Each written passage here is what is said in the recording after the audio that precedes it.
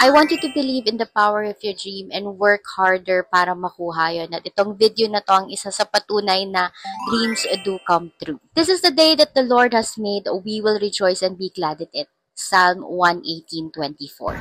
Good morning! We are heading to Disneyland. So it's our day 2 and we are going to Disneyland. Titrain lang kami.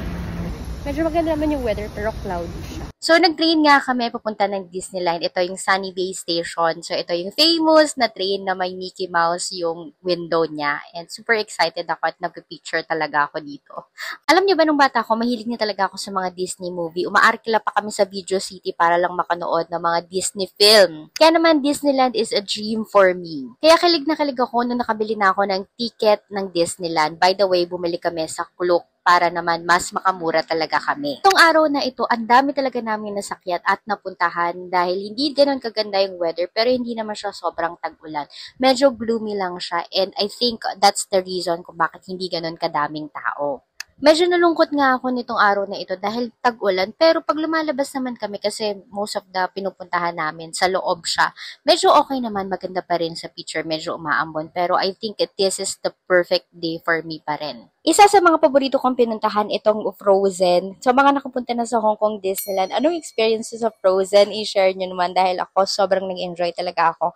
Dito ako medyo naiiyak kasi favorite ko rin ang Frozen. Naiiyak ako kay Olaf kasi naalala ko yung ending ng movie, yung natunaw siya. So ayan, bumili pa ako ng picture frame kasi sobrang favorite ko talaga sila. Another tip pag pupunta ng Disneyland, again, mag-book na lang kayo ng Klook para sa lunch or dinner nyo dahil medyo pricey ang pagkain nila pero sulit na sulit talaga. Nung bumili ako ng voucher, meron pa yung kasamang ice cream na ang sarap niya at talagang nakatipid kami. Napuntahan din namin tong It's a Small World at hindi ganun kahaba yung pila niya mga kaola. I-share ko sa inyo yung video ito.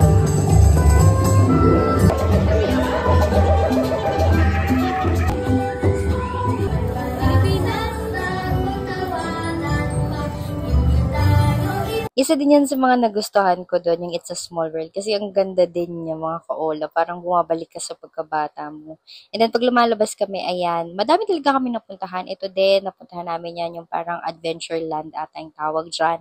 Nakapunta din kami dito sa Mickey Mouse. Pati dito, nakapagpa-picture kami kay Pocahontas. Alam niyo mga kaola, nasulit talaga namin yung ticket namin kasi sobrang dami naming napuntahan at hindi ganoon talaga kahaba yung pili. Ito yung isa sa pinaka-favorite ko. Yung sa Iron Man siya, tapos magsusot kayo ng 3D para ka talagang lumilipad, gano'n. Isa din ito sa pinaka-kinaabangan pag pumunta kayo ng Disneyland, yung parade nila. Maikli nga lang yung parade nila nitong araw na ito, pero okay naman, maganda pa rin, nakaka-enjoy. Again, ito, kinuha na namin yung voucher na ice cream dun sa Klook. Sulit talaga to mga kaolat. Ang sarap ng kanilang ice cream.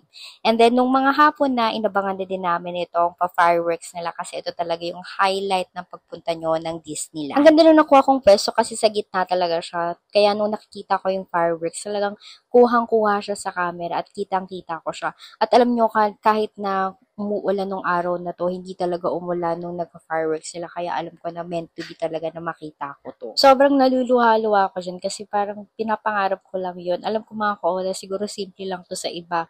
Pero parang yung part of my childhood talaga, yung Disney movie. Kaya pag nakikita ko siya, talagang naiiyak ako.